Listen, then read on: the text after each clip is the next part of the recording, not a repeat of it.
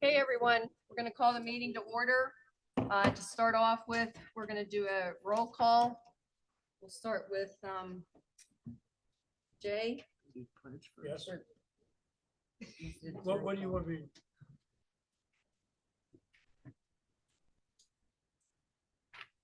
I'm here. Okay. So I what you want to gotcha. hear? I guess that Are you here, we Jay? need to do the roll call. So Jay Gordon. Here. Okay, Joe Kopko. Here.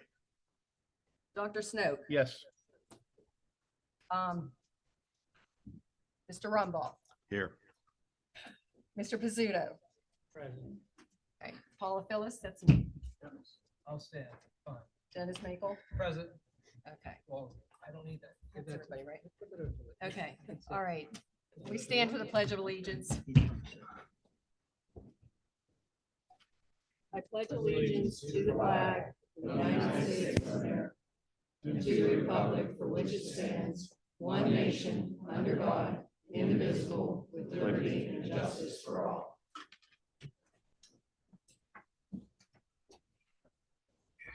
Okay, I'd like to thank everybody for coming out tonight. I know this is a very important subject we'll be discussing, and everybody has a lot of comments and things they'd like to communicate. So let's just please be patient with everybody. We'll try to do this as orderly as possible. To start off with, though, we do have an agenda that the Planning Commission needs to follow. I am going to request that we waive one of the items on the agenda. This agenda item is something that we will address at our regular meeting next Thursday. They're dealing with regular subdivisions and consolidations that the Planning Commission normally sees. So that item is number 4. It is agenda items for March 5th, 2026 meeting. Burkett Manor Plan Residential District Plan 1 Subdivision Amendment 8 and David and Jacqueline Coddington Consolidation on Berry Road Extension. I'm making a motion that we waive those until our March 5th meeting. I'll second it. Okay, all in favor? Aye. Okay. So that will allow us then to move on to the ordinances and the public comments that everybody's looking to do and anxious to get into. Before we do that, though, Grant, I apologize, Grant, your last name? Allison. He is going to give an overview of these ordinances. He has worked on establishing them and setting them up and taking the time to look into all the comments and that given. So we will let him start with that overview to begin with. All right, good evening, everybody. So I'm one of Dennis's associates in his office. I've been tasked with putting together all these ordinances for tonight. So before we get into public comment, I just wanted to get into just a brief overview of the 3 ordinances that we have on the agenda. So with the data center ordinance, which I'm sure most of you are here to talk about, there's been comprehensive reviews going on for the last 2 months. We most recently have had some reviews from the Washington County Planning Commission. I think the draft ordinance that was posted on the website did not include some of the most recent updates from the county's planning commission. So there is a work in progress with these ordinances. The battery energy storage ordinance is to be passed in conjunction with the data center ordinance. It is an alternative method for retaining power, and in some instances, they could be used to help power data centers.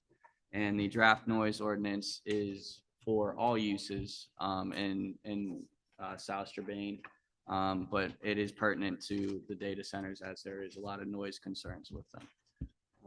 And I can turn it back over for public comment. That's fine, Grant. Thank you. Before we do start the public comment, just for those that may not be familiar with the process and give you a little bit of an idea, you know, we are here as the Planning Commission. We are reviewing the ordinance, or we're looking at it. We see where there may need to be adjustments in that. It is possible that we could table that tonight and not vote on it, but it would be tabled until our next regular meeting, which is next Thursday.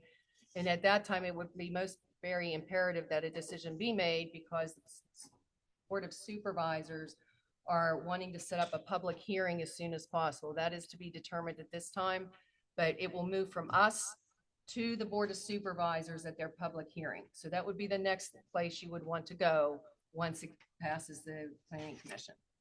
Okay. All right. We will begin taking public comment. Everybody will be given about 3 minutes. We do have a timer here. Please know that I am not exact, so we will try our best, though, to be as fair as possible. And keep your comments to things that have not been said. If somebody has already reviewed that item, just to please save time for somebody else to be able to address something new. So reserve your comments for things that have not already been addressed.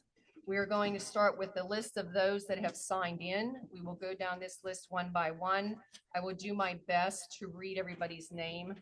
And then once we've covered this list, we will go row by row if there's anybody additional that has something to say. But again, please keep it to something new. Okay? All right, we will start with. I just got a text message from somebody on Zoom. Everybody needs to speak into their microphone. Oh, It's so hard to hear.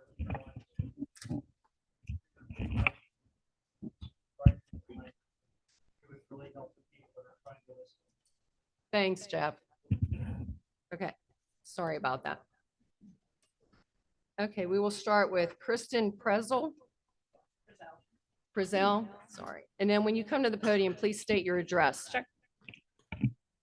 All right. My name is Kristen Prezel. I live at 307 Roop Road. My husband and I relocated to South Strabane Township from North Strabane intentionally. We were seeking a rural community that offered more land, a quieter environment, and a welcoming neighborly atmosphere. We were especially drawn to the character of this township, a place shaped by hardworking people who take pride in their homes, their land, and in looking out for one another. In 2017, South Strabane released its 10-year comprehensive plan outlining a vision for the township. Among the 6 vision statement themes in that plan are commitments to, quote, conserving agricultural land uses and rural character, end quote, enhancing and protecting the health of residents, end quote.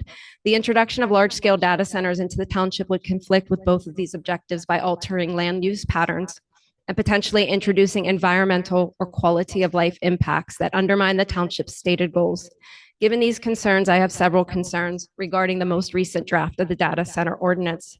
First, why was the draft ordinance that was posted on the township website in November/December 2025 revised and then reposted for public review on February 6, 2026? The changes made between the 2025 draft and the 2026 draft raised significant concerns for township residents. To begin, the original draft ordinance limited data centers to one zoning district. Quote, data centers are a conditional use in the I-1 light industrial district, end quote. The revised draft expands the language to state, quote, data centers are a conditional use in the I-1 light industrial district in the I-2 general industrial district, end quote. This expansion increases the amount of land within the township where data centers could potentially be located. Notably, the Zediker Station property is zoned I-2. Expanding eligibility to include I-2 substantially broadens the potential footprint for this type of development in that particular available plot of land.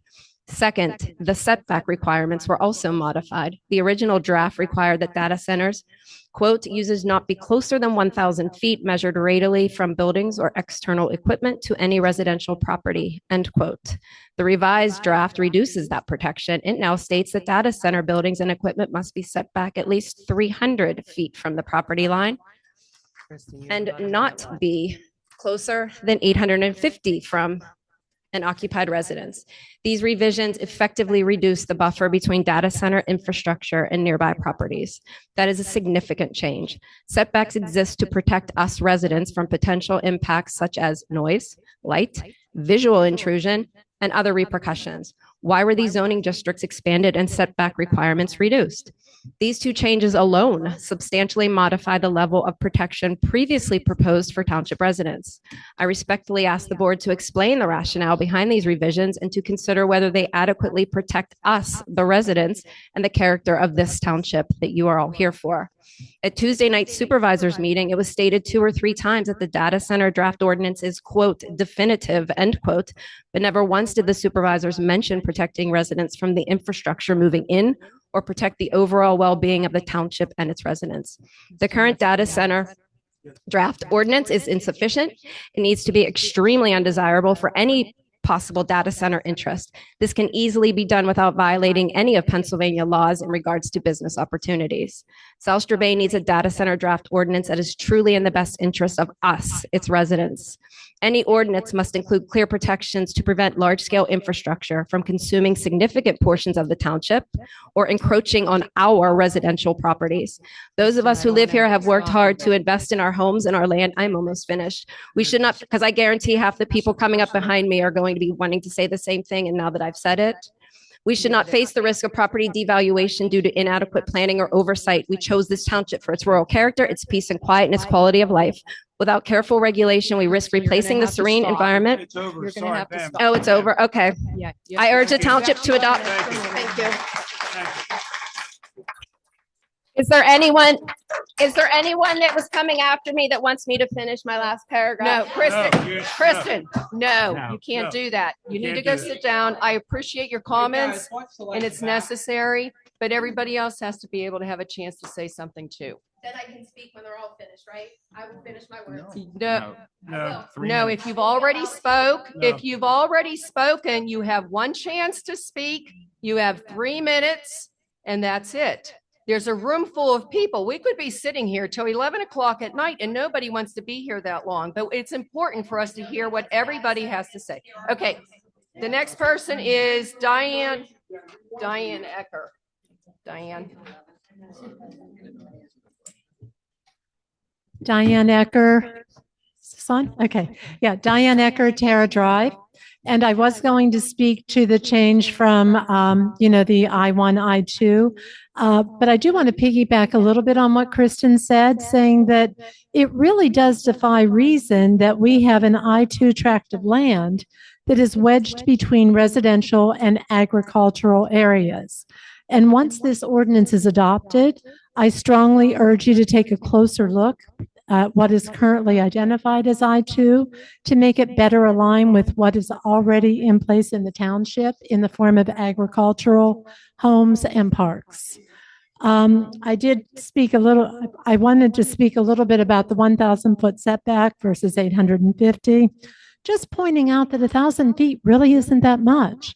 If you start at the light at the intersection of Cameron Road and Route 19 and come up Cameron Road to the entrance to the Baptist Church across from Trinity East, that's 1,000 feet. It is 0.2 miles. It's not much. 850 feet is really just slightly larger than 2 football fields put together. So we want the best protection we can get. Also wanted to ask about the new ordinance simply specifies that durable materials conducive to safe data center construction be in place. The old one called for durable, consisting of brick and other context-sensitive masonry materials. And I would ask that we go back to that. That's more consistent with the township. Also about restricting truck traffic during the time that school's in session. And instead of just asking them to tell us which roads they would use, to designate appropriate roads for use, because it is going to tax the township with the traffic, with the wear and tear on roads. And I know that we have things in place for, road maintenance and a bond for the roads too. And we are in the process of getting signatures on a petition. We are at 600 and growing. So I hope to present over 1,000 signatures at the supervisors meeting of residents that want protectional ordinances. And I guess I just want to end with, we really need to maintain control of the what, where, and how, because we only get one chance to do this right. Thank you. Thank you. Thanks, Diane.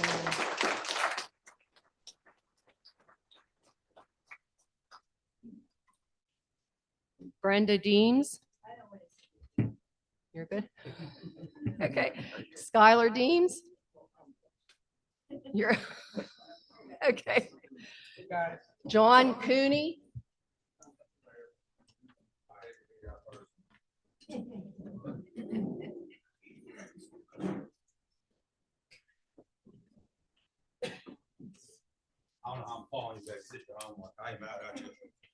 I will let you know when you have about 30 seconds left to give you an idea to be able to All right, wrap up. thanks. John Cooney, 157 Root Road. I know they've already touched on a little bit already about the setbacks. So I see here it's 300 feet from a property line, and then down towards the bottom, just to try to speak quick. So if you got questions, hit me after. It references NFPA standard 855 in terms of fire protection. In NFPA standard 855, for a large scale incident, which this is going to be a large thing, I think we can all agree on that, that could put us at a half mile for evacuation. And so I think with that being said, the setback should be looked at in reference to that to push us back further. And yep, and I think that's what I got. I just wanted to point that out. Everybody, I know everybody's touching a setback, which is great. Just want to have my 2 cents and a little something different. So. All right, John, thank you. Okay. Jeff Sigma.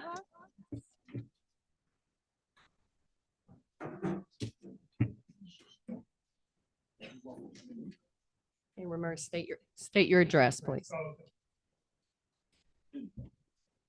Jeff Sigmund from 285 Roop Road. I've got more questions and comments, I guess you could say.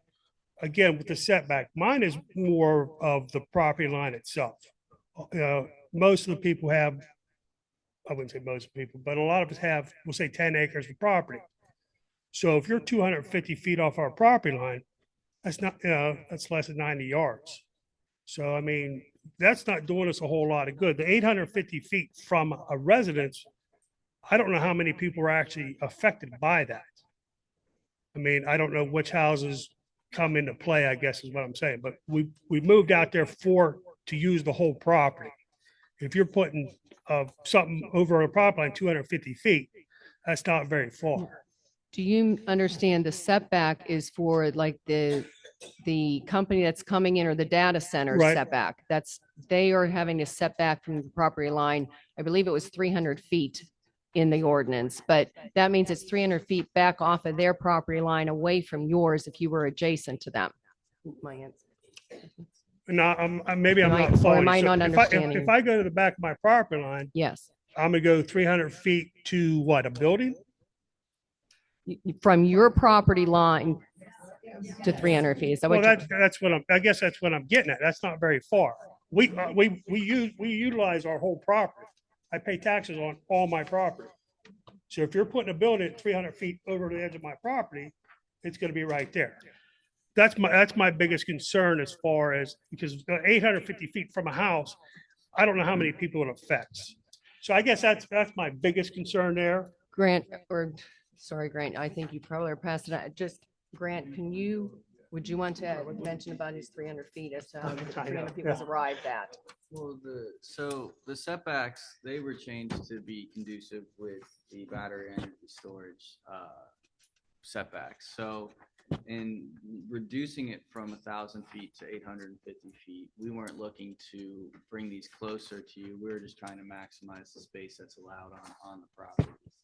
But with the, You're basically putting it 300 feet from my property line, is what you're saying. no, it's not 300 feet onto your property. It's 300 feet away from your property. That's what I just said. Uh, If you're putting it on my property, you can pay my taxes. You see what I'm saying? I do understand. Now, my next question is, okay, LLC, JL, whoever's marketing this, okay, it's 1,500 acres. They're selling it as 1,500 acres, but they're only saying it's 400 acres, it's buildable. What does that mean? I wouldn't know. I mean, that's something we need to find out about. So if it's 400 acres, tell us where that 400 acres is, and maybe half this room might leave. I'm not sure You know what I mean? exactly what their specific plans are. I Right, know that right. There's nothing up currently. I know they did have plans Right. online at some point, but those have since been taken down. I'm not sure if that means they're reworking their plans based off of this ordinance or for anything else. But I mean, those are some of the questions that I guess we need to know. I mean, 1,500 Well, acres. we could, We can find out for you.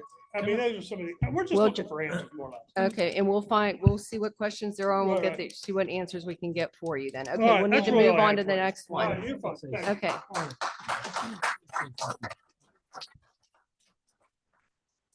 I wanted everybody to know, this is a public hearing. And in a public hearing, you present it, and we're not going to go back and forth and answer your questions, okay? You present what you want to discuss, what your issues are. The board does not necessarily have to respond on a public hearing. Okay, everybody goes on the record of what was discussed and what your issues were, okay? I'm bringing that up because we don't want to get into a bunch of debates. We don't have an applicant here. I mean, whether there's 1,000 acres and 400 acres is usable, well, probably it's not flat enough, the other 600 acres. So they're either going to have a huge grading project or whatever. And that will all be fleshed out when we get an applicant, okay? Right now, we're just trying to have some ordinance, so we have some order when the applicant comes in, because if we don't have any ordinance at all, when the applicant comes in, we can't just jump in and create an ordinance because we don't like them now, okay? We have to have something on the books. And that's what this is all about. We don't have an applicant, so the particulars of the property lines or where the building's going is strictly, purely subjective. We don't have any idea where anything's going right now. We're just trying to make this in some order so we have control over. That's, just want to let everybody know. And we don't say what you would like to say, but we're not going to get into a debate back and forth with you, okay? Okay, thank you, Fred. No. No, thanks, Fred. Okay, Bob Jones. Bob Jones? Okay, Gary Wallish. You know what? We're not going to start doing that.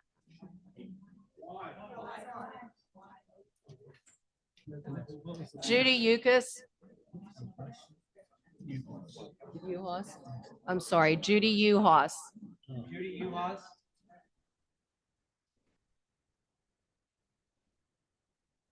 A Mr. Malloy. There's no Mr. Malloy. Larry, it looks like a Larry Malloy. Okay, Joe Roach. Okay.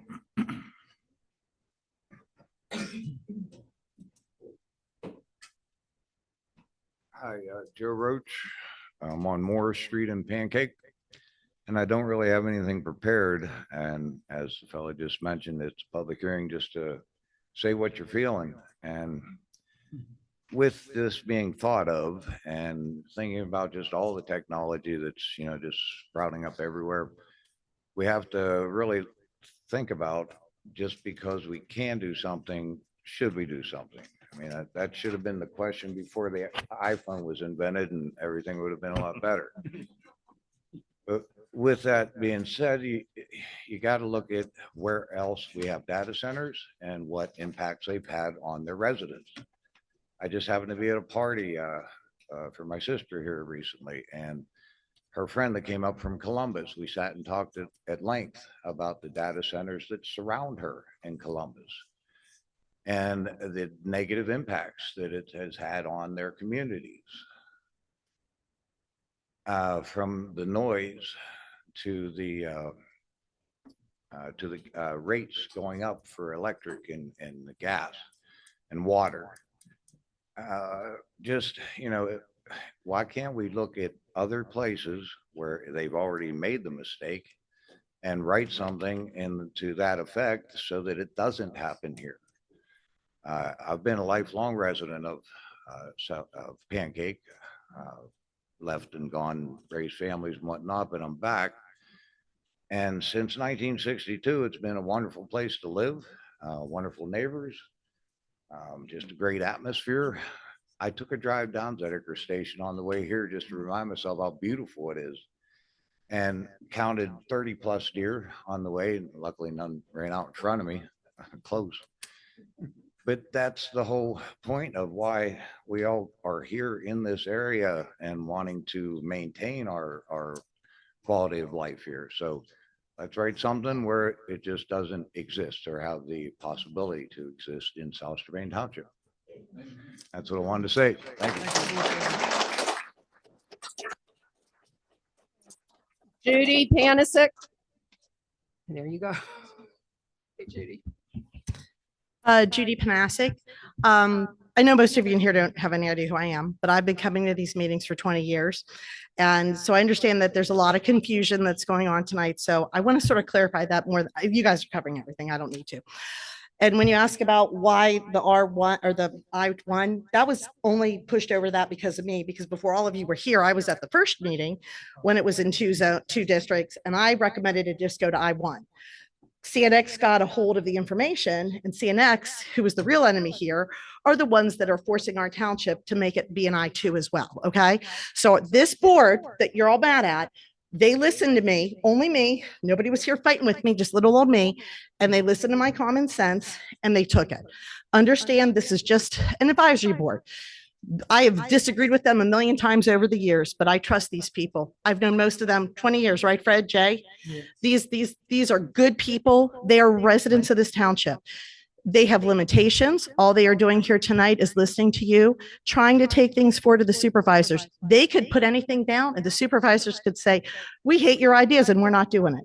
This meeting tonight is for them to hear you, write the stuff down, try to push it forward, and to help all of us. They are volunteers and they are very good people, so please go easy on them. The real people we need to watch out for are the county commissioners who are pushing this. Talk to them. Talk to Tim O'Neill. I like Tim. He lives in our township. Tim's having a pizza party. There's legislation that the state wants to be able to control this. So this could be out of our hands and this could go to the state. So really March 20th or whenever Tim's pizza party is, let's all show up there. Because his office supposedly is not taking the calls of residents here about this. So let's go to the pizza party, folks. I go every time and annoy him. But like that, so this is important tonight, but it's more important that when the supervisors, and 3 of them are in this room right now, and they are very good people. George, Zach's here, Jeff's here. They listen to everything. These are good men. And everybody's hands are tied. Understand we have to have an ordinance. This has to happen. If we have nothing, they can do whatever they want. So we've got the best solicitor in probably the state. Dennis and Jody, are you here? Jody works for the Coalition of Justice, and she has stated that any municipality they're in, that Dennis is the solicitor. He listens and he tries to help the people of those communities. He lives here. He has been fighting fights for South Strabane before any of you even knew, before he was a solicitor for this township. He has come to meetings as a resident and fought fights and won and helped us. So don't think he's against us. Don't think they're against us. Everybody just needs to make sure we're going to the right meetings. When the supervisors have a meeting, that meeting is going to have a person taking notes. That is the most important thing. So ma'am, that's where you need to have your stuff said, because if this goes to court and CNX wants to fight us, everything needs to be on the record there. So when that meeting happens, everybody here sign up and get up and say, I don't want a data center. I don't care if it's the thing you say. That is way more important than anything that happens tonight, is that we get everybody bring a friend and have them bring a friend, and we fill a fire hall or 2 fire halls, and every resident says, we don't want this. That is when it goes to court. They need to see that no matter what happens here, this is a limitation. The supervisors and that meeting are important. Call CNX. They're the ones pushing our hand at this. And they're the ones that are pushing this, not the supervisors, not this board. CNX owns the property and they're the one forcing these things and going back and forth. Paul, am I done? Yeah, you're done. Okay. Everybody, good luck. Thank you.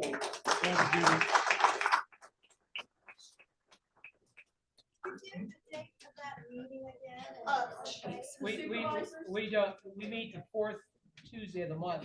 Oh, hey, guys. Oh, no. Okay, Judy, please. Okay. Next one is June Tropic.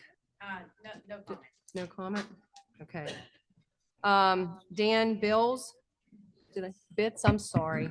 Again, I apologize if I'm messing up your last name. I do not mean to do that at all. Thank you. State your address, please. My name is Dan Bitts. I'm a director at CNX. I live on Beagle Cove Road. I'm a resident, lifelong Washington County resident. We did submit comments to the supervisors and planning commissions on 225 regarding the new ordinance.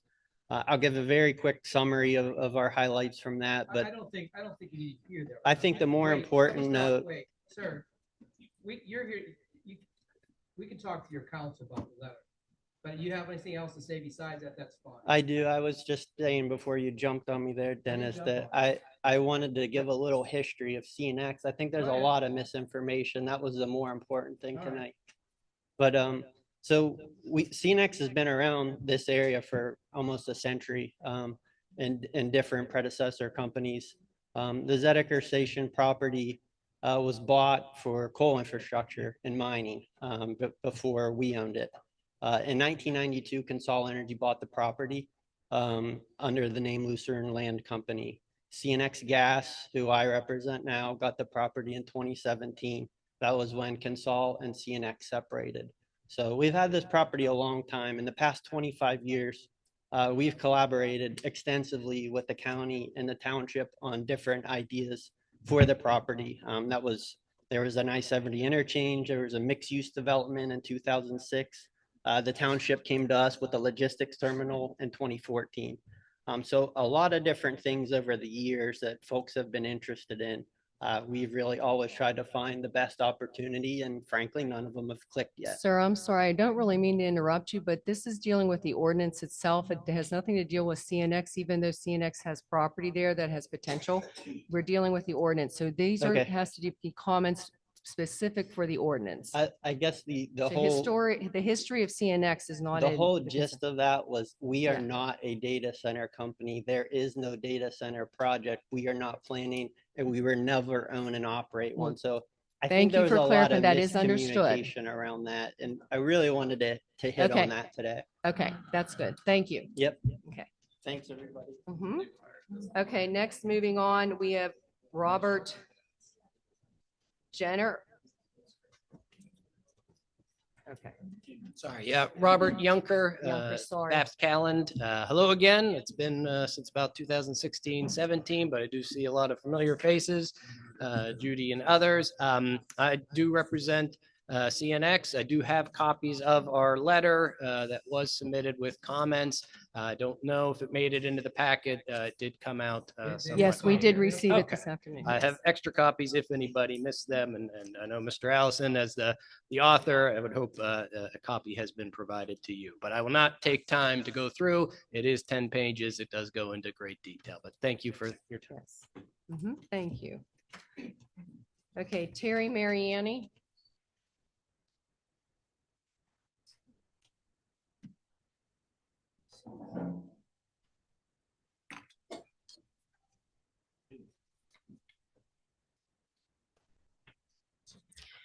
Hi, my name's Terry Mariani, and I live at Floral Hill Drive. I just moved here in October of 2023, and I moved here because of the beautiful land. I have such a beautiful view from the back porch of my home. And to think that I could now be looking at a data center is pretty devastating for me and my family. I respectfully ask you to make whatever changes we need to this ordinance to protect us, the citizens of South Strabane Township. The ordinance allows for 60 dBA CNEL in residential areas, averaged over a 24-hour period. That means louder nighttime mechanical noise can be diluted by quieter daytime hours. These data centers operate 24 hours a day, every single day of the year. In other communities, residents have reported persistent low frequency hum from cooling systems, even when facilities technically complied with these limits. On top of that, if a resident files a complaint, they have to pay for the testing to see if the noise level is over that. That just doesn't seem fair. Water. The ordinance anticipates withdrawals of 100,000 gallons per day or more. In Newton County, Georgia, a single data center reportedly used nearly 500,000 gallons per day, which was 10% of that county's total water consumption. That shows the scale of impact these facilities can have. And then there's air quality. The ordinance permits generator operation up to 120 hours per year.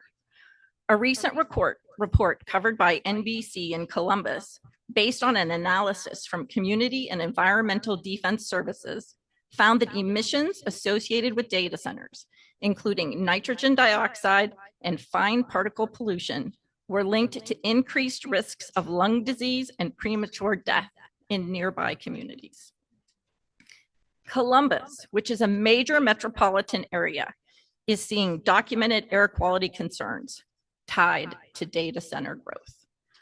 How is our township going to be prepared to handle this? I'm not opposed to economic development, but I have to ask, why would I want a facility that is constantly droning on, humming away our property values, increasing our utility costs, and creating profit for somebody else, placed so close to my home? Thank you. Linda Rumble. Linda, yeah, sorry.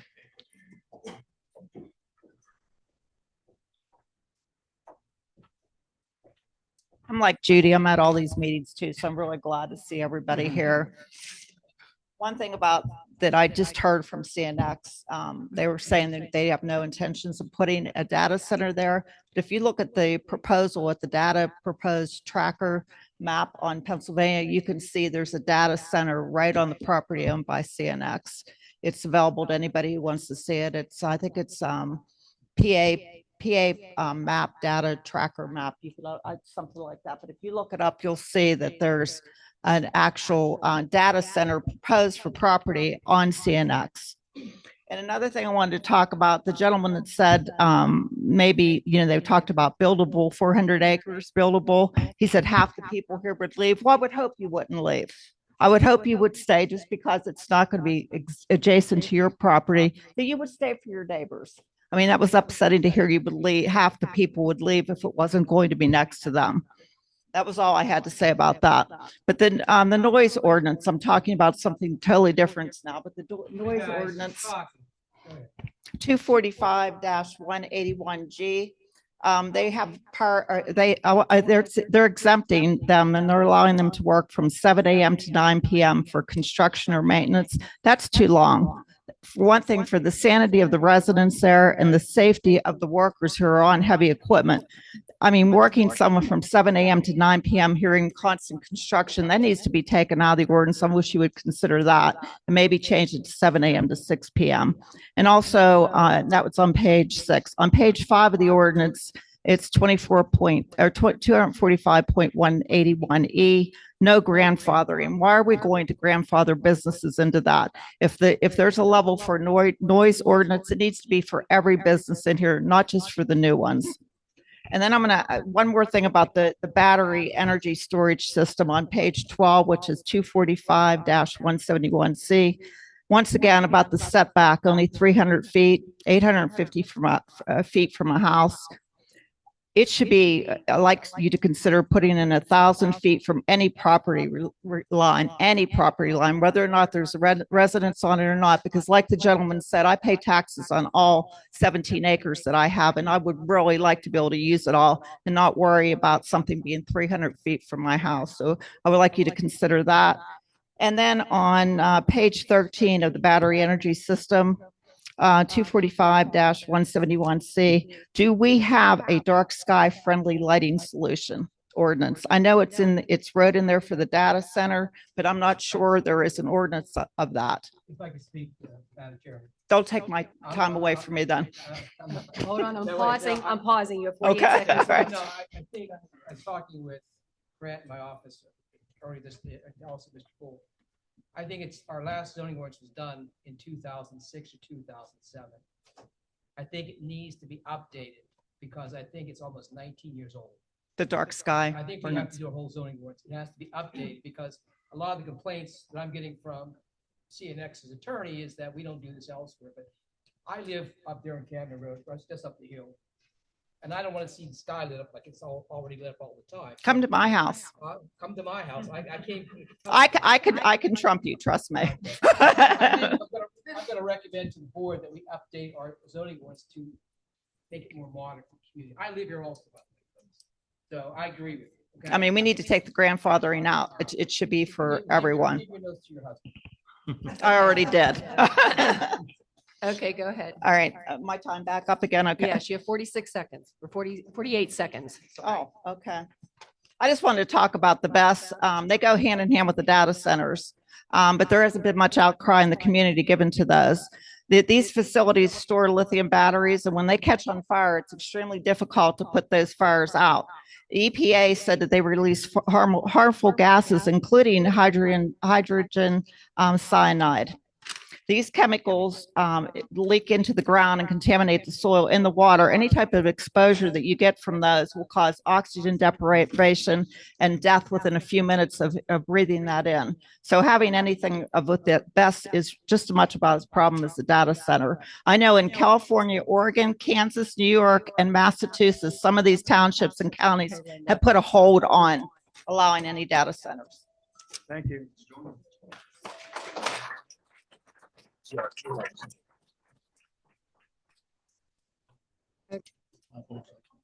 Cindy Rush. Oh, no, we're not doing questions right now.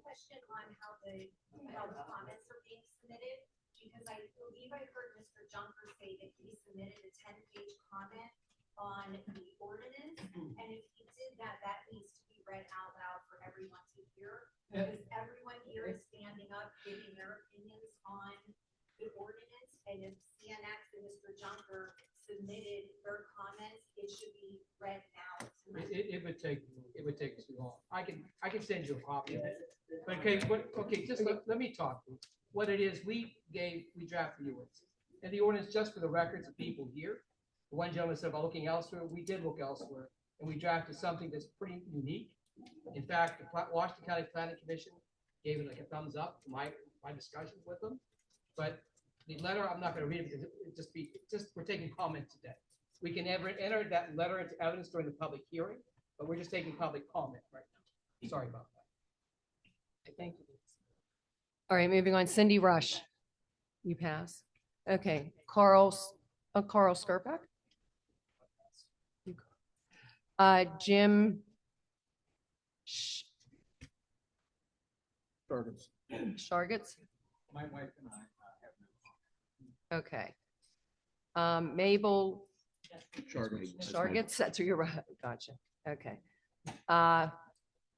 Booth.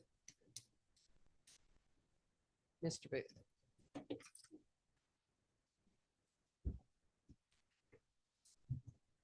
Kevin Booth, 121 Zediker Station Road. I want to begin by acknowledging the effort that has gone into the revised ordinance. It's clear that many important issues were carefully considered. My comments tonight are intended to be constructive and focused on a few areas where I believe the ordinance can be strengthened to ensure long-term effectiveness and community confidence. First, I'd like to address the vegetative screening. While the ordinance includes buffer requirements, the current language does not fully ensure that screening will perform as intended over time. Vegetation can fail due to harsh winters, drought conditions, disease, or inadequate maintenance. When screening fails, the visual and noise mitigation benefits are lost, and neighboring residents experience the full impact of the facility. For that reason, I encourage the Planning Commission to consider performance-based screening language. The goal should not simply be planting vegetation, but achieving year-round visual softening and measurable noise reduction. I also recommend consideration of landscaping or screening performance guarantee. Similar to other land development improvements, a financial security mechanism would help ensure that dead or failing vegetation is replaced and maintained until the screening is fully established and functioning as intended. Second, I want to discuss monitoring and enforcement. The ordinance includes important operational standards, but without clear enforcement triggers, those standards may be difficult to apply consistently. A simple notice and cure framework combined with the ability for the township to require periodic or complaint-driven monitoring would provide clarity for both residents and operators. This approach is not punitive. It promotes early correction of issues, reduces conflict, and helps ensure that performance standards remain meaningful after approval. Third, I would like to highlight the concerns related to setback effectiveness. The setback distance alone does not guarantee mitigation. If mechanical equipment, generators, or operational activities are allowed to intensify within that space. Strengthening language so the setback functions as a true mitigation buffer, limiting equipment placement, Mr. Booth, you have about 20 seconds. outdoor storage, and other high-impact uses would significantly improve real-world compatibility with nearby residential areas. Fourth, I remain concerned about accessory infrastructure. The definition of accessory use is broad and may allow expansion of mechanical and utility infrastructure without clear application of the same buffering and noise standards. Clarifying that all accessory equipment is subject to the same setback, screening, and performance requirements as the primary structure would help. Mr. Booth, we need to move on.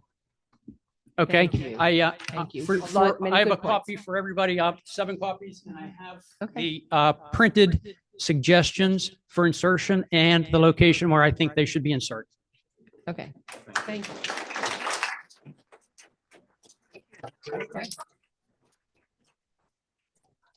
Hey, Gillian Bissett, Thank you, sir. Thank you for your efforts, sir. you passed, okay. Beth Hopkins.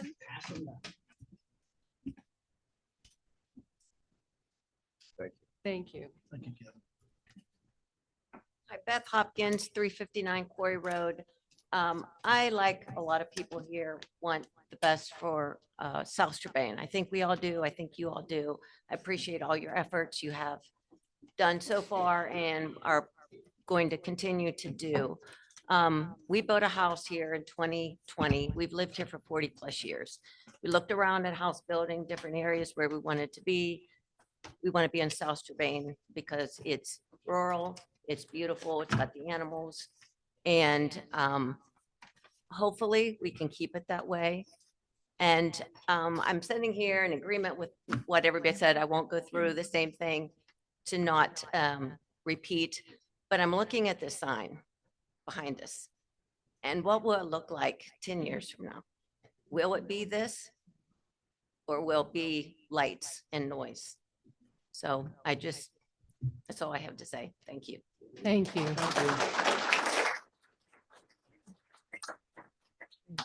Kathy and Tom Piankowski.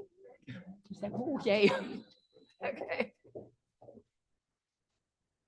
Hi, Kathy Pinkowski, 110 Quarry Road. I'm going to change some of my comments to not repeat either, but we're here for the strict, obviously, zoning issues. But also I'm here that I don't just want guide rails. We want time for local governments to gather enough evidence regarding human and environmental impacts of data centers to make an informed decision. As of February 26th, 7 states have introduced or actively considering legislation to impose a temporary pause, a moratorium, or increase restrictions on new large data center developments. This isn't preventing development. This is pausing so you can actually understand this. About a month ago, we had a data center forum from the League of Women Voters at the library. We invited all 3 commissioners, the 2 senators, all South Strabane supervisors. No South Strabane supervisor attended, and there were over 70 plus people. 1 commissioner showed up, Mr. Maggi.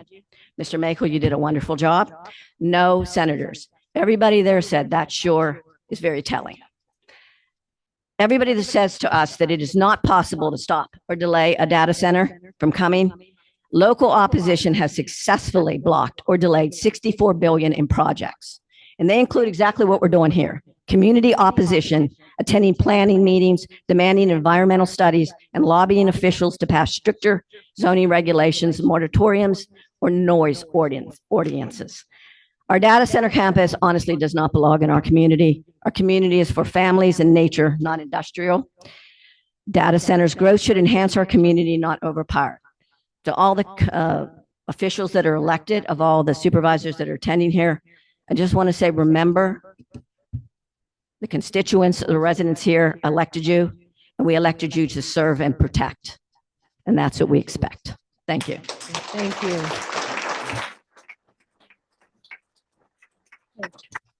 Judith Pollock.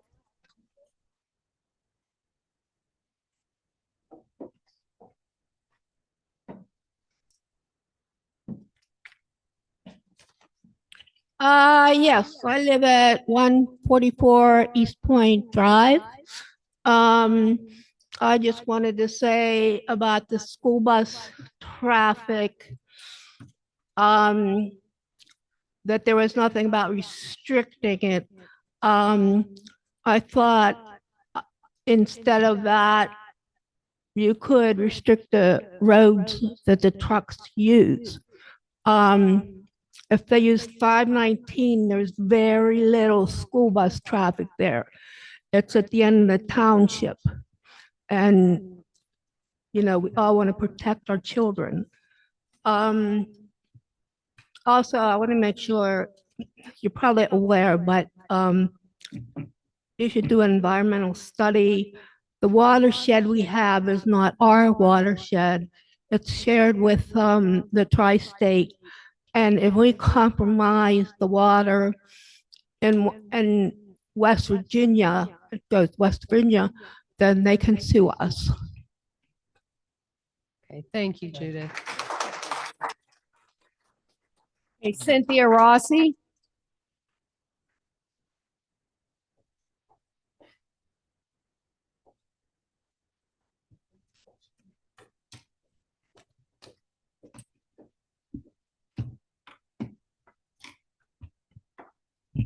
Cynthia Rossi, Terra Hill Farm, 99 Zediker Station Road. I have a packet for each of you, and in the packet, I go through each of the 3 proposed ordinances and signify where I would like to see changes or revisions. I also have some comments, starting with data centers were started in the early 2000s, and those data centers are coming toward the end of their useful lives.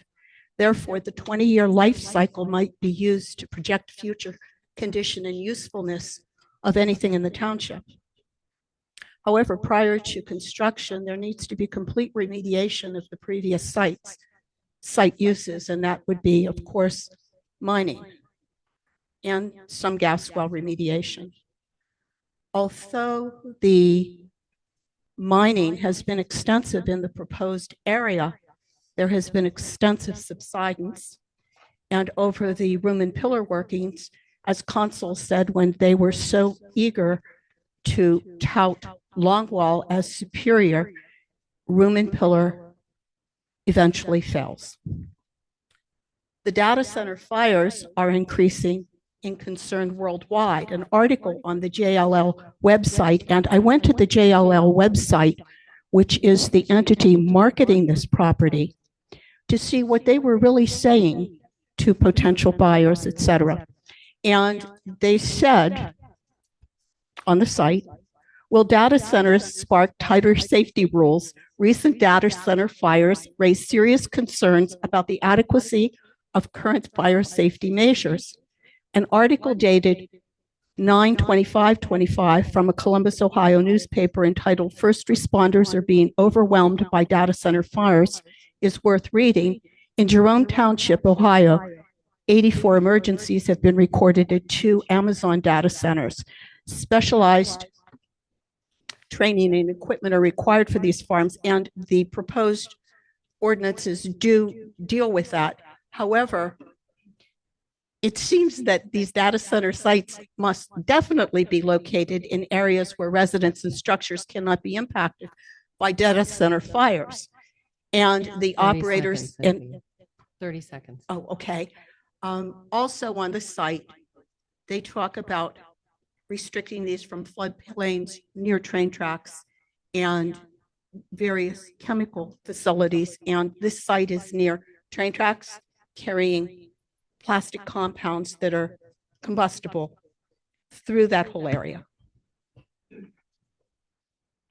Do I have any seconds left? There it goes. No. Thanks, Cynthia. It's all in your packet. Thank you very much. Allie Rudman. Allie, okay. Hi, Allie Rudman, Scout Drive. I actually don't have my own comments. Friend reached out, Fred Braid, and sent over his own analysis of the data center. And is there an email address I can forward this to get it on record for him? I mean, it's a very in-depth analysis. You can- Key findings and recommendations regarding the data center, water, decibels. It should be sent, I would say, to the town. Kristen, or was it? I'll give you my card. Send it to me. I'll make sure Okay. it's- Thank you. Okay. The only other thing I would add, I'm a longtime resident, first time homeowner. I went to school with some of your kids. You probably know me. And my husband and I chose to move here 1,500 feet from my parents because it is a quiet area. That's what we love about it. And we want to keep it that way. So, thank you. Thank you.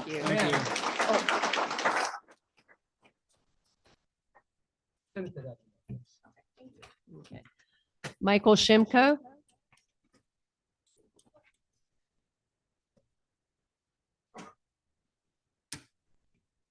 Smart guy. Yeah. Let's go into it. Hi, my name is Michael Shimko and I live on East Point Drive. So I am a parent, homeowner and resident here. And I just wanted to call something out. Dan mentioned with CNX and natural gas, not to say that there's any interest there, but data centers do have massive energy requirements on the order of gigawatts in some cases, billions of watts, and burning natural gas is something that can satisfy that. So just something to note. So I wrote up a bunch of items to address the new version of the ordinance. I do see a lot of improvements from the previous one, but I still think it's inadequate to protect our community. So I'll read a few here, whatever I have time for. So the first one here is item 19, and it spells out the decibel levels for different zoning areas in our township, and it includes 75 dBA level for industrial zones, which include recreationals and areas and parks. My kids just played at the South Strabane Park tonight. And so this has to include exceptions for schools, parks, daycare centers, and any other areas where children reasonably frequent in our township. Children's hearing is way more delicate and sensitive than adults, and so it's more likely to be damaged. I don't want my kids to not be able to hear well because I took them to the park. Next one is regarding item 32A, and it's regarding the use of manual generators during maintenance events.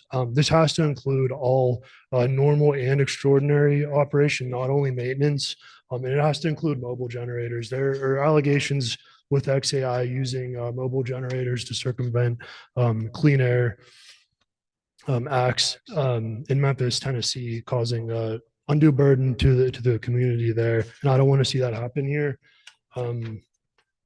And then the limit of 120 hours per year, it needs to be clarified to be a cumulative limit and not a limit for a singular generator. As written, it appears that an operator could switch out a generator at 120 hours and just put a new one there. It needs to be a cumulative limit for the year. Next one is I don't see any provisions for scarce resource events like droughts, conservation orders, which we just had last summer, or brownouts or blackouts. And in such circumstances, the operator should have to cease or at least greatly reduce operations so that residential and emergency uses like hospitals and police stations get prioritized access to these resources. And the final one that I wanted to talk about is more of a punitive language.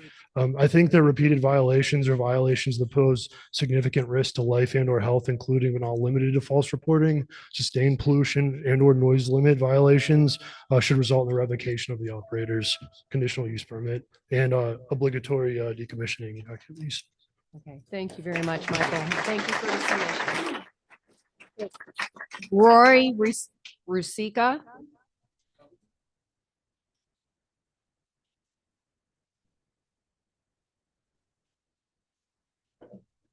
I'm at 660 Floral Hill Drive, and most of what I wanted to talk about has been covered. But as you mentioned in the very beginning, I am very nervous about the fact that we don't have an ordinance right now, and we're just incredibly vulnerable.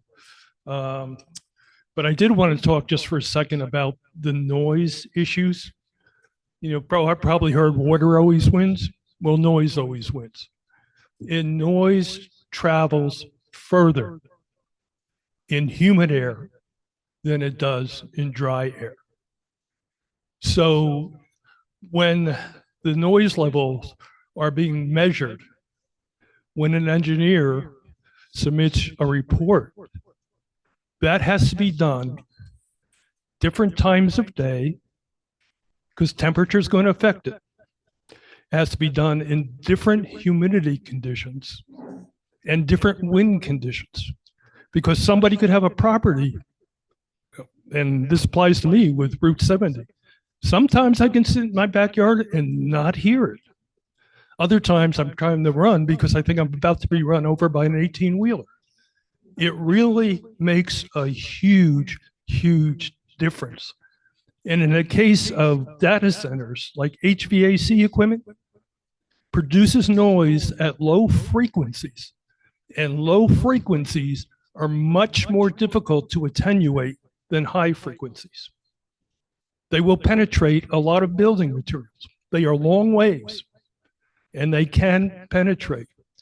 So not only does there need to be a study at various times and weather conditions, but it has to be ongoing.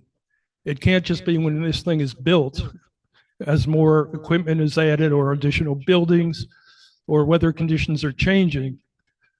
There has to be continuous updating of what the decibel levels are. I am concerned about the penalty for non-compliance because you're going to be dealing with very wealthy companies. And if the fine is $1,000 for a violation, it's just going to be a cost of doing business. I also am very concerned, and I'm hoping, and this hasn't happened yet because we haven't had to deal with it, that in many cases, the data center operators or developers have asked for non-disclosure agreements from government officials in the affected areas. Those NDAs are often very vaguely worded. And you may think you're only not able to disclose who's going to be leasing some of the data center, but then you find out you can't disclose anything about the environmental impacts either. So if it was possible, I would think it would be great to be able to build in something that prohibits or at least limits the content of any NDAs signed by any government official connected to data centers. Thank you. Mark Scopel. Mark Scopel.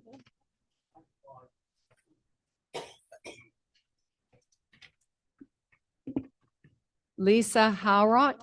Did I say that correct? Lisa.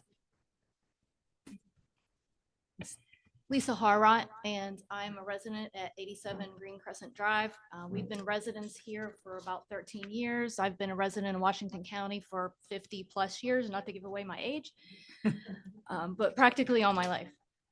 So I'm not going to repeat. I think, I appreciate all of the comments that the residents here that have made so far. I think they're all very well taken. They're very well spoken. I appreciate the efforts of the solicitor to put something in place for our township. There are a couple of items that I do want to address.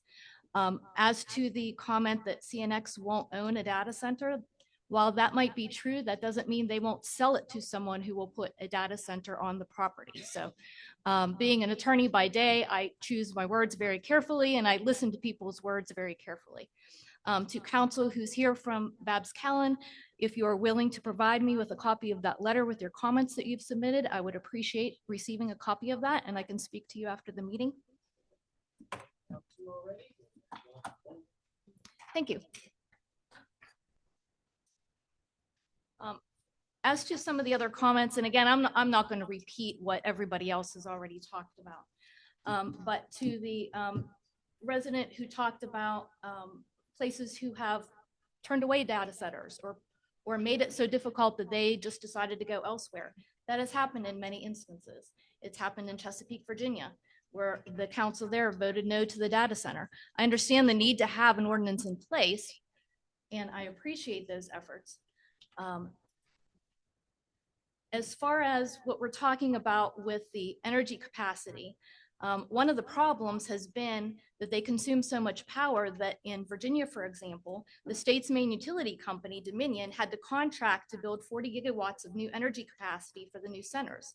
That in and of itself was nearly 3 times the state's current maximum power production.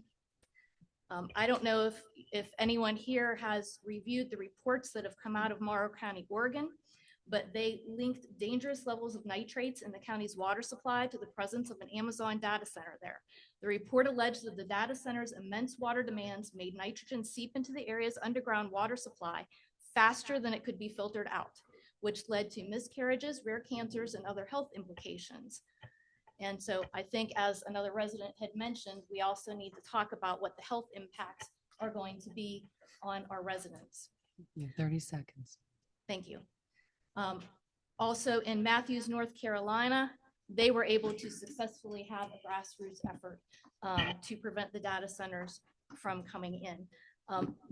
I also have some concerns about the punitive measures. Again, as the gentleman just said, this is a big whoever's going to build this is going to have a lot of money. It's going to be a big corporation. $1,000 a pop for a violation means nothing to them in the grand scheme of things. And I think it was artfully put. That's just simply going to be a cost of them doing business. And I think that part should be reconsidered, as the gentleman had spoken. Thank you. Thank you very much.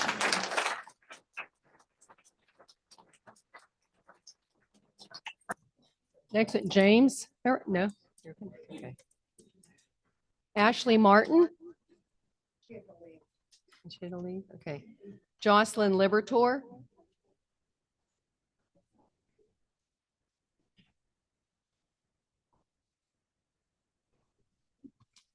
Hello. Let me get a copy.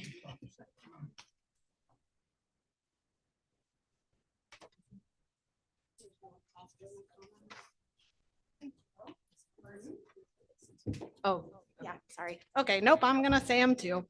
Hi, Jocelyn Libertor, Moger Drive. I'm surprised that I have some original thoughts here. A couple of, I appreciate the township getting ahead of the BESS and data center issues with the ordinances, but just asking to strengthen the drafts to better protect public safety and ensure real community benefit. So a couple of issues. First, zoning. As a new resident, I'm actually really surprised by the number of folks who live close to general industrial or I-2. I came with the whole thing about removing I-1 industrial, but it sounds like I've got some like talking and organizing to do with community residents. I'm unfamiliar with the I-2 area. But just a reminder, your own code says that I-1 is intended for light industrial uses like offices, food packaging, light manufacturing, warehousing, and hotels, while I-2 is for major industrial mining and related activities, utility BESS over 5 megawatts, and hyperscale data centers are clearly closer to major utilities and industrial infrastructures. Over at Moger Drive, I live about 1,000 feet away from a I-1 industrial district. My husband and I have talked about it. If a data center were that close, we would sell. We would sell and we would move. That's without a doubt. So just asking to keep in mind the communities that are near growing residential and neighborhood commercial areas, and maybe time to consider what it takes to revisit some of the zoning districts and regulations there. Second, fire protection and appeals. So in both the BESS and the data center, the fire chief is tasked with determining whether the fire protection plan is adequate, but that decision can be appealed to the township board, which may affirm, revise, or modify the chief's determination. I'm concerned with the political body overriding technical fire safety expertise. I would ask you directly, in what scenario do you envision the board overruling the fire chief on a fire plan on whether a fire plan is adequate and how does that improve safety for residents. Third, emergency notification. Both drafts say that after a failure, fire, hazardous leak, or other extraordinary or catastrophic events, the operator must notify emergency management of folks immediately, but no later than 24 hours. You have about 30 seconds. For high hazard facilities located near home, 24 hours is far too long. For the setback, I agree with everything. I believe right now the right of way is about 50 feet. Please consider the impact that that has on roadways. And if there's an emergency, a road has to get shut down because of that, the impacts on emergency services that could have. Finally, the best draft included a host community agreement. This version removes that language. Right now it relies on an impact provision, but doesn't say how the dollars will be used. So please consider re-adding the formal host community or community benefit agreement. Okay, Thanks. Jocelyn, thank you.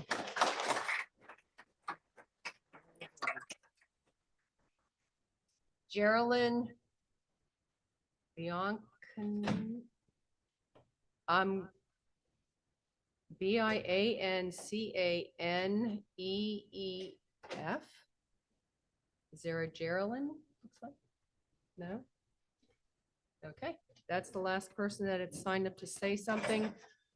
Everybody that has signed up has had a chance to speak. I know there are others in attendance. We do not want to repeat anything that anybody has already asked or talked about, but I will ask if anybody, I will go line row by row. If there's anybody that hasn't said anything, has not spoken, if they would like to speak. So in this row here, in the first row, is there anybody there? No, if you've spoken again, no, I'll get them, Judy. Okay, I'm doing the people sitting down first, and then once everybody sitting down is done, I'll go. Second row, sir, with the, no, okay, anybody in the second row? No, Judy, I can't, I'm sorry, I can't make a special exception though. I know you. Okay, third row. Okay, anybody in this first row here in front? Nope, second row? Oh, you do? You decided you'd like to say something? Okay. Okay. My name is Brenda Deems. I live at 205 Constitution Court in Washington Woods. We just moved here from Peters. We originally lived in Cameron Estates before that. Love the area. When we wanted to move back to Washington, we only wanted to be in South Strabane because it's a great area. It's close to everything. So as a realtor, there's several of us here, and we're not here for that. But from a real estate point of view, if there's not things that are in the ordinance that are blocking bad things from happening, it's our fiduciary duty to anybody who wants to sell or move into South Strabane that we have to disclose to them that this could be coming and it could happen.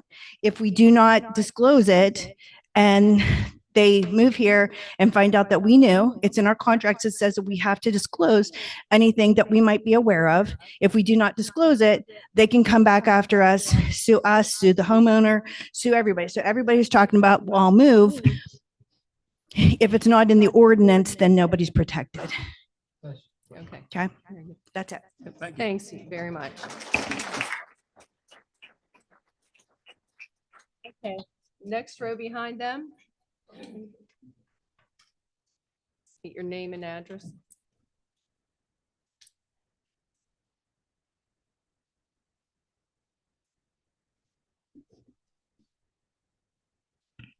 Judy Uhas, Rankin Road. I just want to address the people that have wells. What are we to do when our water is contaminated? That's being where do looked we at. go? Thank you.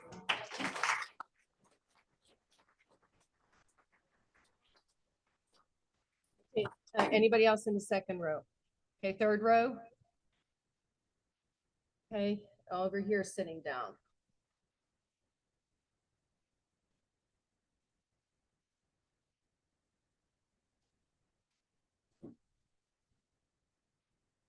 Hi, I'm Christy Cassidy. I live on East Bow Street.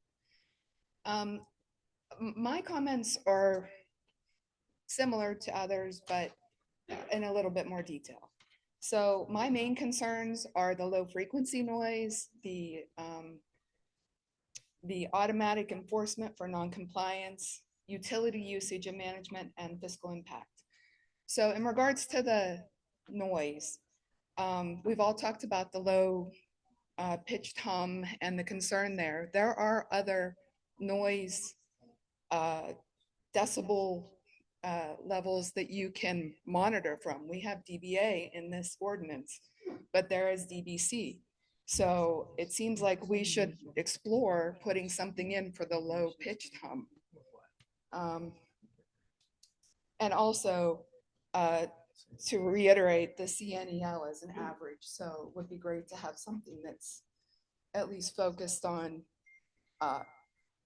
nighttime at least, so that people are not woken up from the low pitched hums. In regards to enforcement, it would be great if there could be operational compliance that is automatic, where the facility is responsible for doing its own testing and responding to it in real time, instead of it being township driven or complaint driven. So that's something that I would like to see in there. Also, on the utility infrastructures, someone else did hit on it with the water, concerns about what happens if we're in a drought. There didn't seem to be anything in the ordinance that was addressing that particular. Also, there's a lot of feasibility studies and looking at whether or not we can manage the use of our water, but there's nothing about ongoing actual, when we get into the actual, it could be different from what they put in the feasibility study. So perhaps there's something that should be in there for that, and maybe some maximum usage thresholds. You have about 30 seconds. Okay. I think I'm about done. I was asked to also mention that perhaps the setback should be consistent with oil and gas. Looking for my. You leave your comments, please. Yeah. Okay, thank you very much.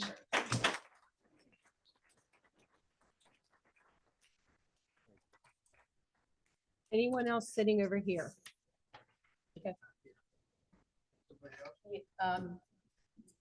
That's the hand I saw, the lady that's there with the glasses. Is there someone else besides her?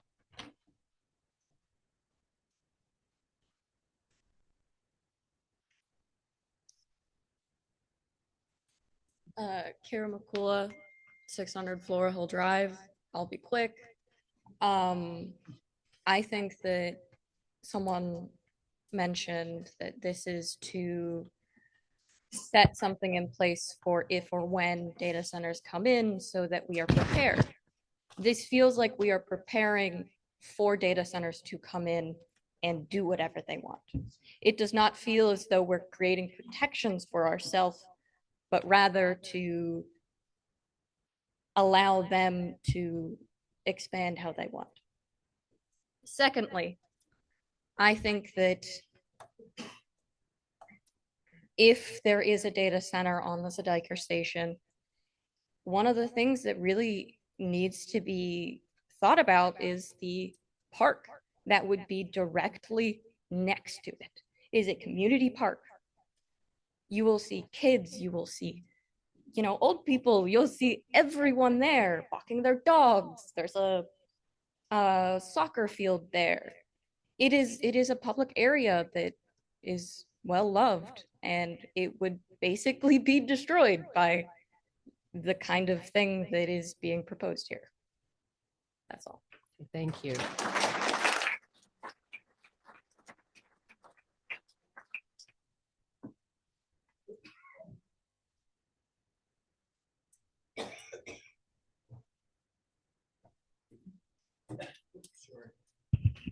Just take a couple minutes of your time. The gentleman over here said something about I don't think South Strabane Fire Department should be responsible for taking care of it. They should start their own fire department up there and be on site with emergency crew if we put it in, and hope we do not put that center in. Okay, Thank you very much for your time. thank you.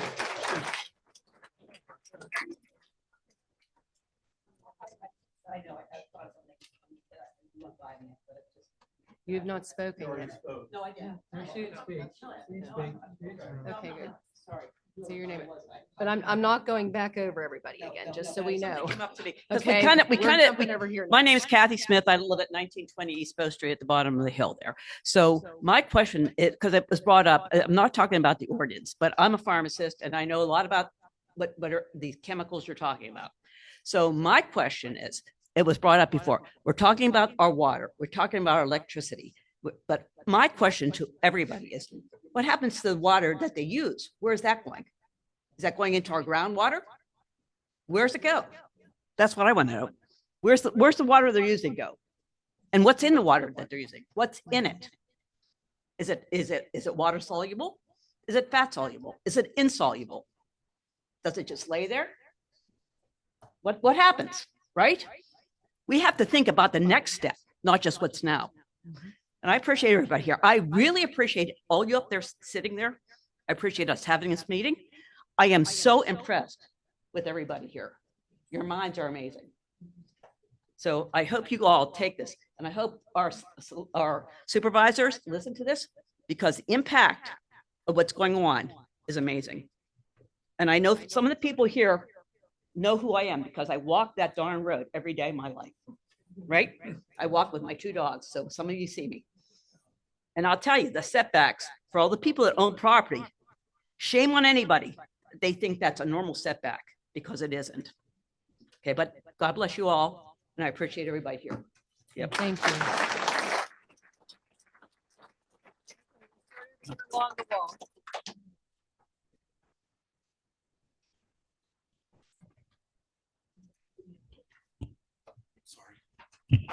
I'm Dr. Jeffis. I live at 50 Park Terrace. And I have the 2 youngest people in the audience, my daughter, Jillian, and my youngest son, Bowden's 5 years old. What we do here today impacts them.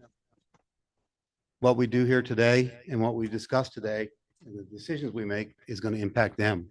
It's going to be their taxes that pay for the things that are done to support something like this, that if it goes in. It's going to be their taxes that pay for the biocontainment and things like that that happen when there's a problem.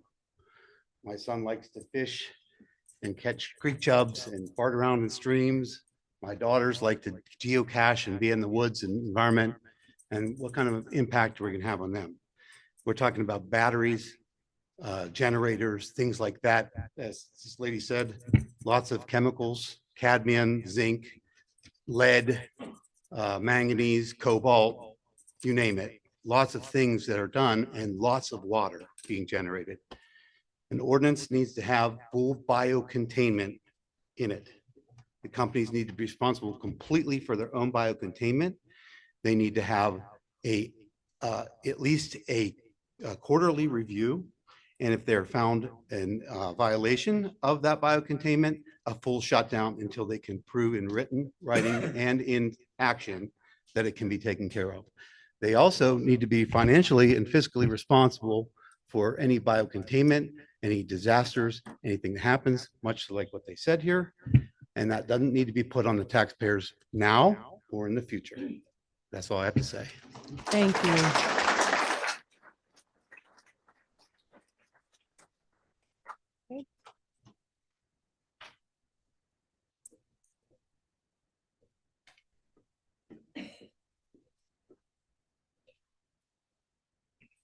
My name is Joy Bale, and I live at 672 East National Pike, which is Route 40. I do not live in your township, but I live within a mile of this proposed area. And I just want to say, whatever you guys do not only affects your constituents, but affects your neighbors and other communities as well.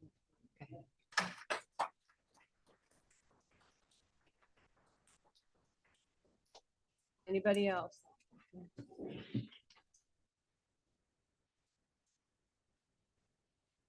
Hi, can you hear me? My name's Elizabeth Leet. I'm on East Bow Street, like some of our fellow community members. I think I might have you beat, sir, because I might have the youngest person in this room. I'm due in May, and a lot of these conversations about our water and our air are really concerning to me. My toddler uses South Strabane Park.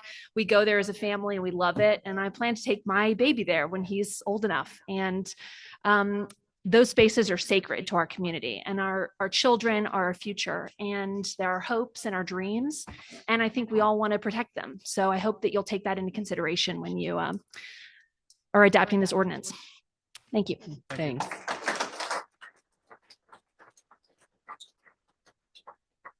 Okay, anybody else after her? Anyone else? Well, let's go in order.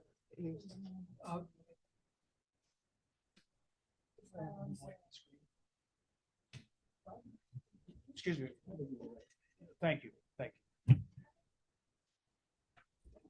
Good evening. Ron Corolla, 83 Zediger Station Road. Two quick comments. Number one, if there isn't a provision for recycling the water that they use, there should be. The amount of water that you hear is just astronomical. And again, I'm not sure what they would do with it, but recycling it should be a provision somehow. Number two, maybe even more troubling. One of the most troubling things I heard was losing local control to the state. So the same corporations who are willing to pay a fine rather than mitigate the thing that caused the fine can buy politicians. So I don't know how we handle that, and there was anything Planning Commission can do, but I would like to see control of what happens in South Strabane stay in South Strabane. Thanks. Thank you.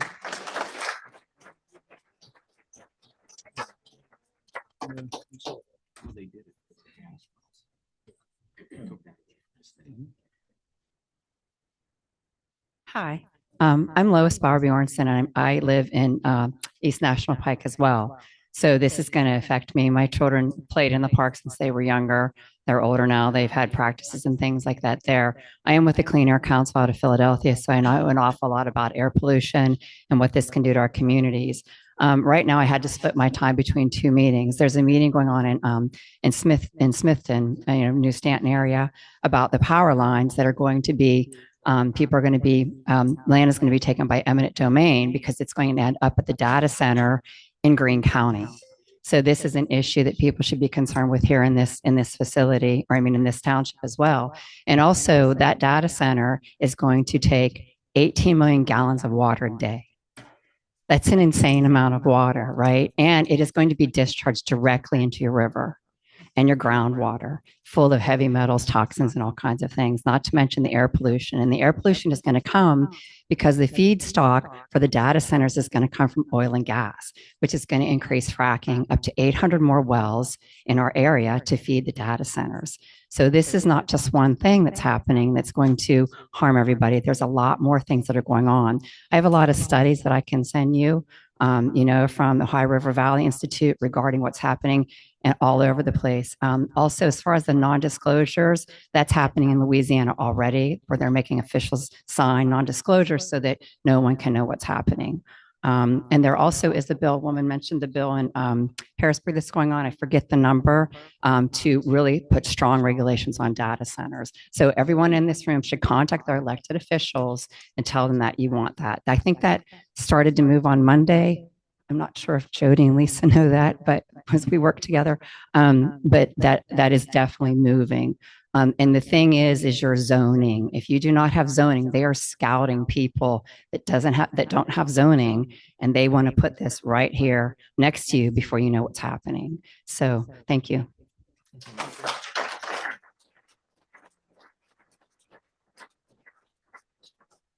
Okay, is there anybody else on that back wall? Okay, this is going to close our public comment then. Go ahead, Jeff.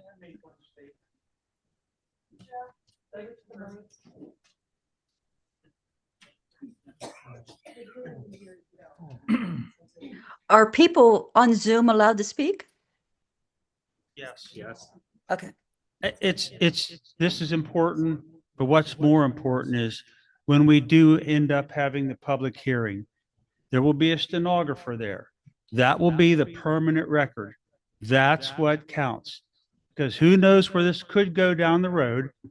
And if it happened to go that direction, and we need everybody's comments. I believe Mr. Makel spoke to that, and I believe Judy spoke to that. It's important everybody be there. Everybody get on the permanent record. Thank you.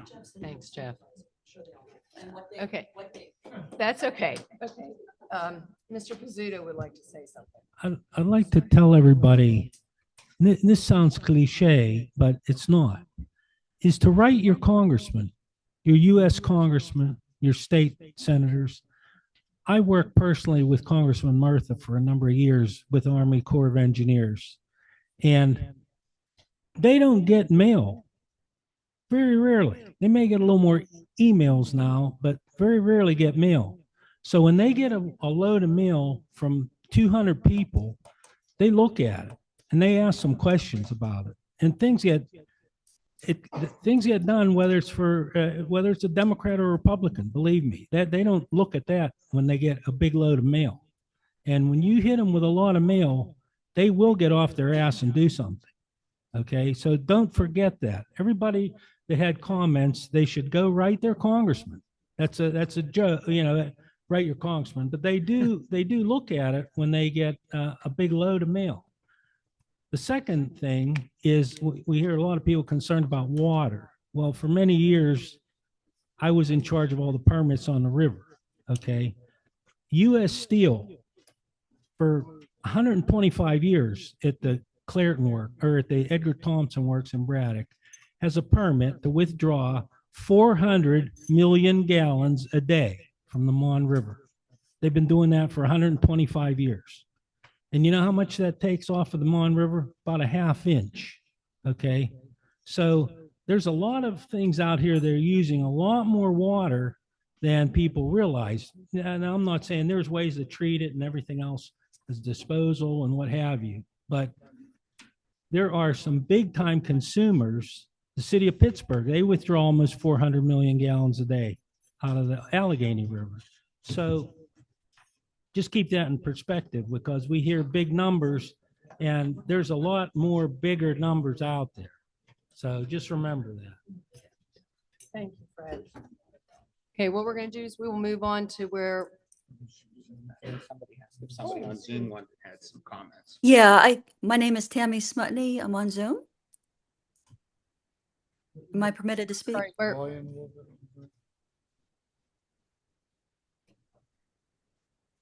I didn't know. No, you're fine. I didn't realize there was Zoom.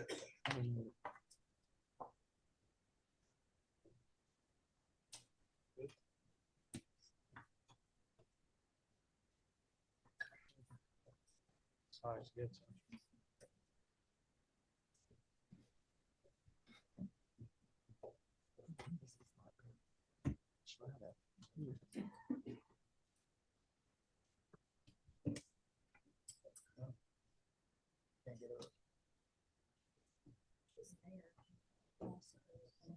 Are there several?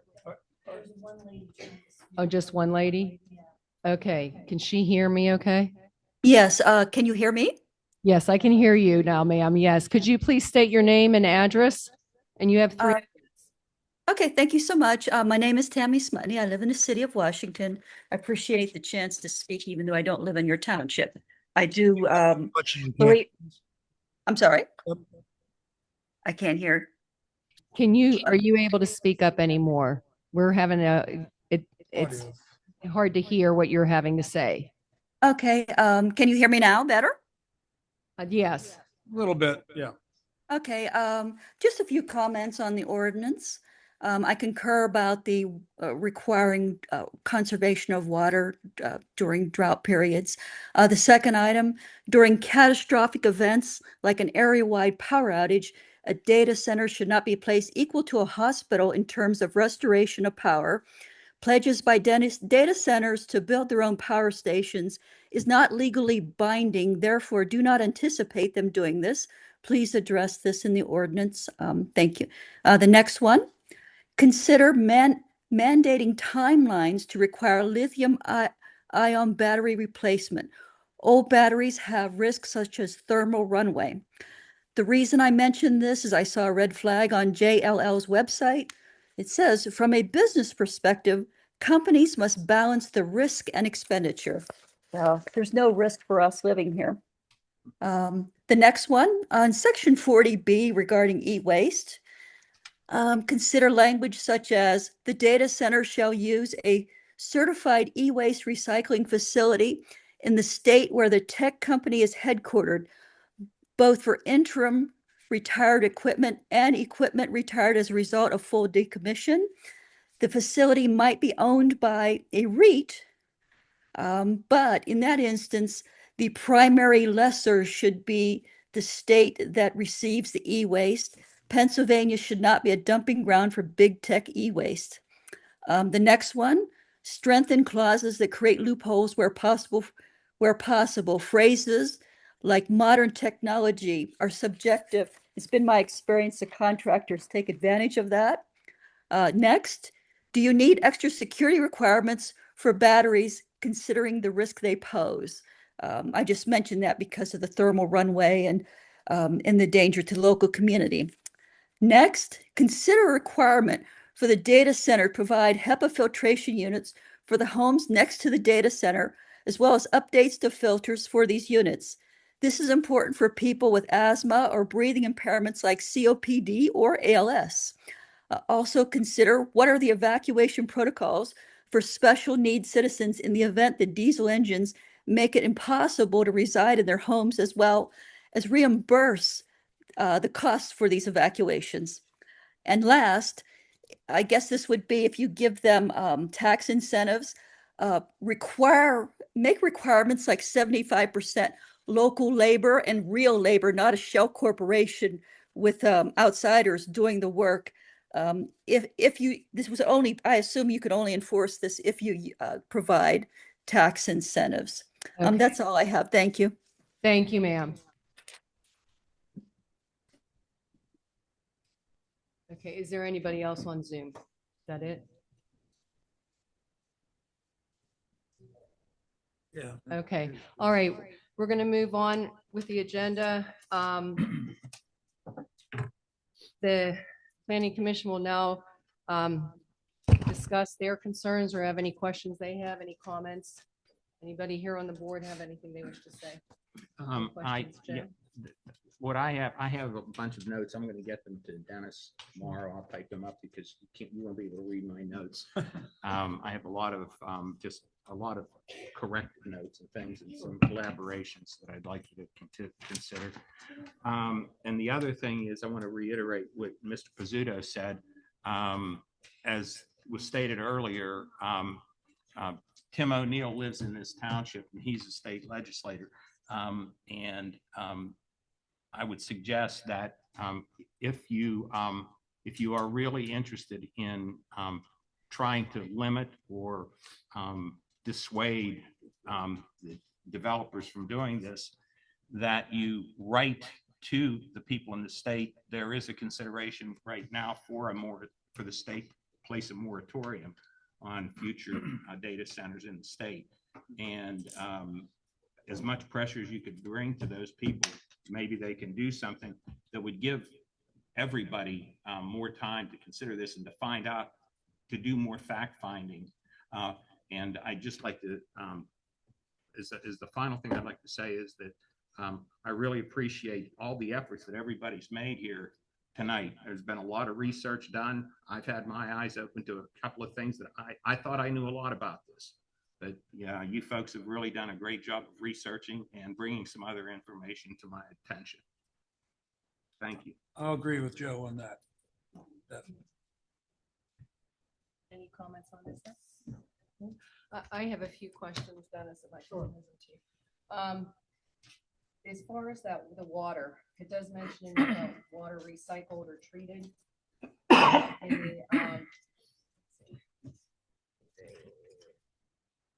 Closed loop system is one of the things that is in there. What's that, Joe? There is a reference in there to providing closed loop systems. Okay, but it's not made as a requirement. It's made as a, I believe, I don't think it's required, but if it's kind of stated that if it's possible that they're to be used. Okay, what I was wondering is as far as if any chemicals are used, I recall from previous situations of others, things we've run into that, if chemicals were used, we asked for them to provide us with a list of the chemicals that were used, and I'm wondering if we should include that with this. We should include that. We can do that. Okay. Then, let's see, the other thing, I was on, as far as the noise goes, like I see there's noting about screening.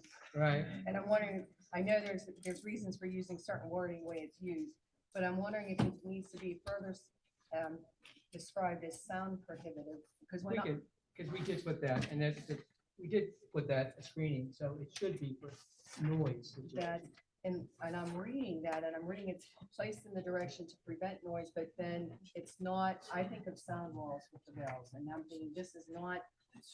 Well, we can Ban do, that. just like Ms. Ecker had a question about bus traffic. Yes. When we do these, if we get that far as conditional use, we always require a coordination with the school district as the use of the road. So that's something we would put as conditional use aspect. But again, I always do that with oil, gas. We would do the same, if this goes through, we do the same thing here.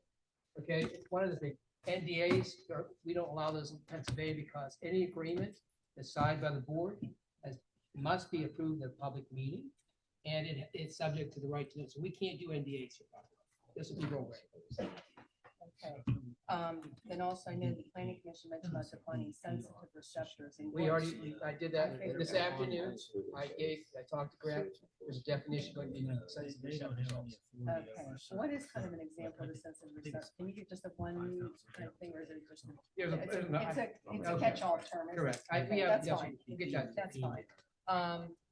And then, I know setbacks have been discussed and on, I think I talked with you a little before, Sure. but I wanted to ask, the setback of the 850 feet says of an occupied residence, but I'm wondering if that should be 850 feet from residential zoning district, because if you have vacant property that's zoned residential and it's not developed yet, and a data center goes in, and say that data center setback is 300 feet because there's no occupied residence, then that residential, the developer that comes in, or that homeowner, or whatever property owner that wants to build, then what happens to them? Because then. So maybe we'll consider We need that. to look at that, yeah. And we that's can, what I we was- can draft you by next week. The ordinance, just so everyone's here, the ordinance is put together. I think it's a pretty extensive ordinance. It has a lot in it. In fact, I received a 10-page, I guess, letter today from Babs Kellum asking for different definitions, which I thought, according to the Washington County Planning Commission, they love the ordinance. So they like the definition. But that's something we can address. And again, we do have to protect the township. Babs Kellum, I hate to say it, Max, you don't live in the township. I worry about the township. You guys, you walk away, the data center won't care. Our concern is the township. Okay? Yeah, and if I can just let everybody to get them and give you an understanding too, like this will be a conditional use. By conditional use, what that means is when they go in, depending on where they go in, there are additional conditions we can place on it. So like sometimes there might be additional buffering needed, or maybe additional setback, or there's things, but those are looked on by a case by case basis. So just that gives a little bit more control for us to be able to make it more conducive for adjacent property owners, if that helps some to understand. Okay. Maybe I should ask Mr. Cocker to type your notes up for me. I was gonna say. I'll type on my computer. That's okay, Joe. He's too busy with his grandson. Okay, sorry. Sorry, that's the way we should be doing it. All right, I think that's what I have basically, but I can send them to you. Sure. Dennis. Okay, all right. Anybody else? No, okay. Make a motion. I was gonna say, yeah, does anybody want to make a motion regarding this? To close or? Well, actually, I guess, or the thing is to make a motion, do we wish to make a recommendation at this time, or do we wish to table it until our next meeting on? I would recommend that you table for Yeah, tonight. that's because exactly what I what I was think. gonna There's do. some point, Okay. people made some points that I think. Yes. I make a motion to table to our next meeting. Okay. Second. Okay, all in favor? Aye. Opposed? Okay, that takes care of the, oh goodness, draft center ordinance. Okay, now we are moving on to the draft of the battery energy storage systems. Okay, any questions, comments from our planning commission? Have you guys reviewed the defense ordinance? Any questions, concerns about it? It's a rather novel ordinance also. Yeah, that's I- not. I have, does anybody have, if nobody has any on the board, I have one question Dennis, regarding it.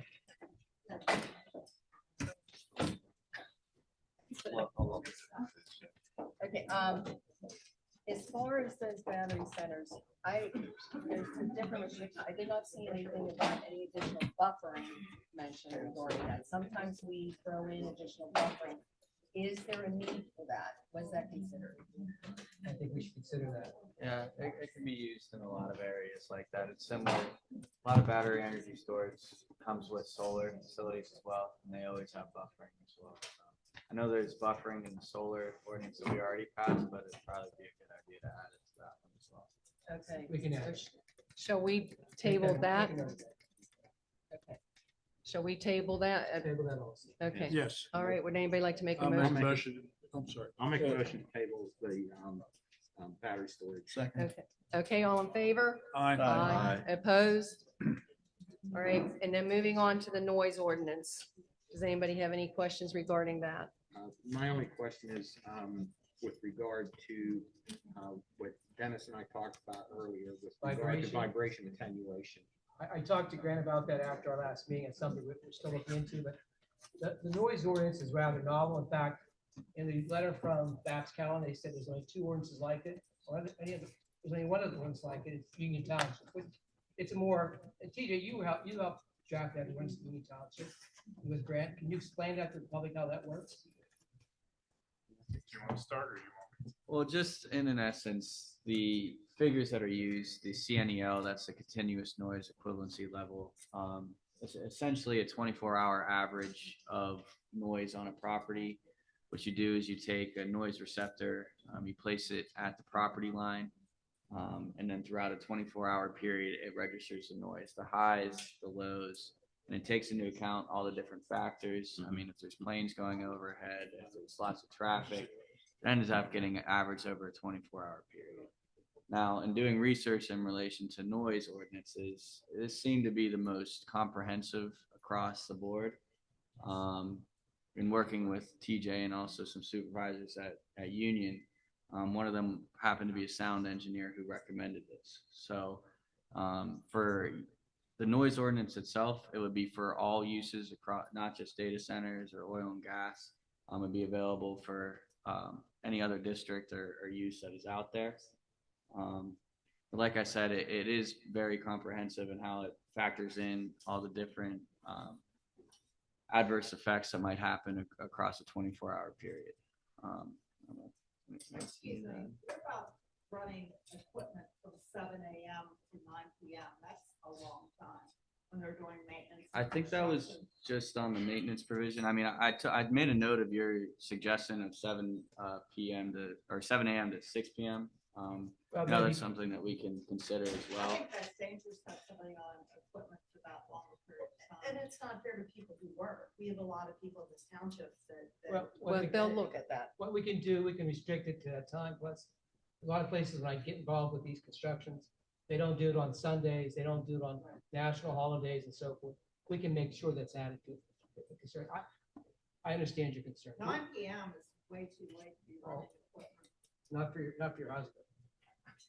Just get There are some that do. All right. Is there anything else you Okay. wanted to add? Is there any other questions, Just- comments? No? We should have Okay. TJ, you guys. Yeah, just the one Oh, point that TJ, I was gonna make to what Grant was saying there.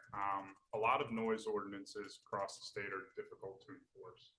They have a threshold set of 60 dBA or 70 dBA, and that's somewhat unclear because it doesn't necessarily specify the period of time. It could be something that's instantaneous. It could be,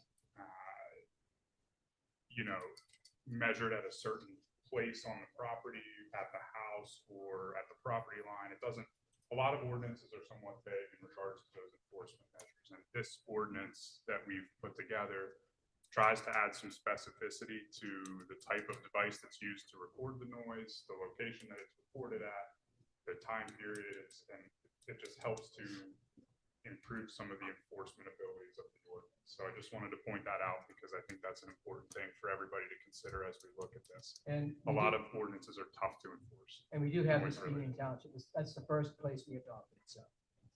Okay? All right. Okay, go ahead.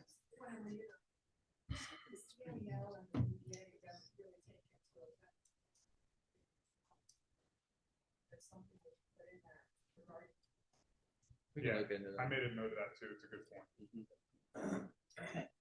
All right. Okay, then is there a motion to adjourn? So moved. Second.